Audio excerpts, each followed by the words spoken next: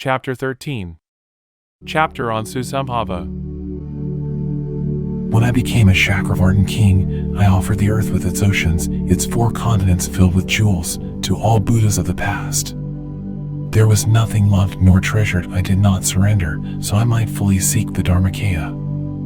For eons, I gave even my cherished life, as I had done for innumerable eons past, during the reign of Sagata Ratnashikyan.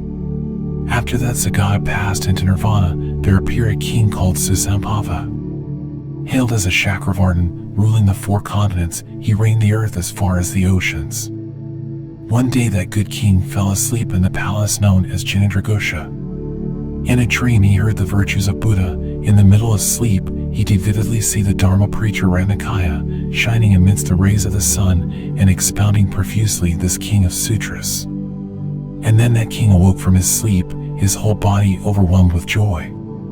Ecstatic, he came out of the palace and approached the supreme assembly of disciples. Making offerings to the conqueror's disciples, he asked after Ratnakaya, the Dharma preacher, where in this assembly of Sangha is the Bhikshu Ratnakaya, possessed of virtue?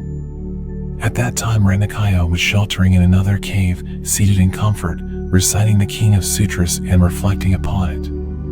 Then they showed the King Ratnakaya, the Dharma preaching Bhikshu, sitting elsewhere in a cave, glowing with glory, brilliance, and splendor. Here, Ratnakaya, the expounder of the Dharma, upheld the profound sphere of royal activity. He always expounded this King of Sutras, which is called the Sublime Golden Light. Prostrating at the feet of Ratnakaya, King Susambhava said thus, "Teach me, O you whose face resembles the waxing moon, the King of Sutras, the Sublime Golden Light." Ratnakaya accepted this request, assuring King Susambhava that he would teach, and the gods in the 1,000 worlds rejoiced with great delight. Then that king of humans sprinkled that clean, supremely superb sight with jewel-like water and fragrant water too. He carpeted the ground with loose flowers and set up a throne. Embellishing the throne with umbrellas, with victory banners and thousands of tassels, the king sprinkled that throne with colorful sandalwood powder. Gods and Nagas, Asuras and Kinnaras, Yaksha kings and Maharajas too bestrewed that throne with divine Mandarava flowers. Inconceivable, uncountable devas, as well as hundreds of thousands of millions of gods, hungry for the Dharma, strewed Ratnakaya with solitary flowers as he left his cave. Ratnakaya, the Dharma-preaching Bhikshu, having thoroughly washed and dressed in clean clothes, he approached that throne seat, pressed his palms together and prostrated to it. Floating in the sky above, the Deva kings, goddesses, and gods scattered Mandarava flowers and filled the sky with music resounding from innumerable hundreds of thousands of instruments. Then Ratnakaya, the Dharma-preaching Bhikshu, remembered the 10-direction 100,000 million Buddhas.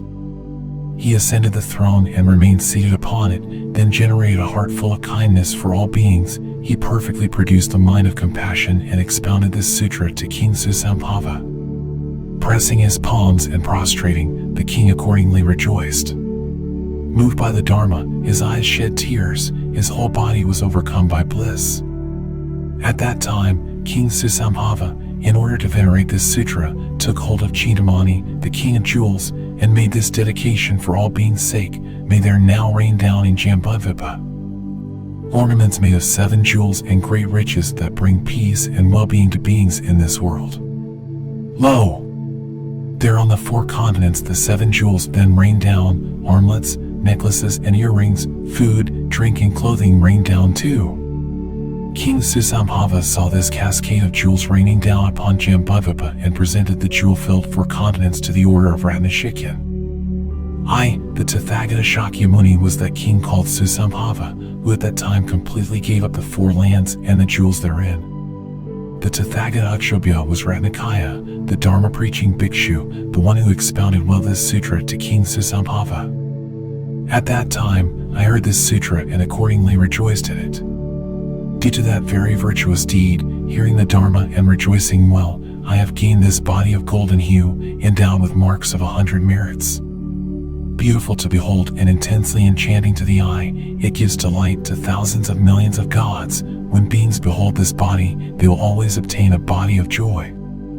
For 99 billion eons I became a Chakravartin king. For numerous hundreds of thousands of eons I ruled as a lesser king. For inconceivable eons I became Chakra and likewise Brahma with a tranquil mind.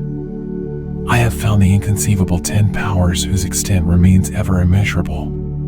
Equal to that is the massive merit gained by hearing this sutra and then rejoicing. As I desired, I have completed full awakening. I have attained the sublime body of Dharmakaya.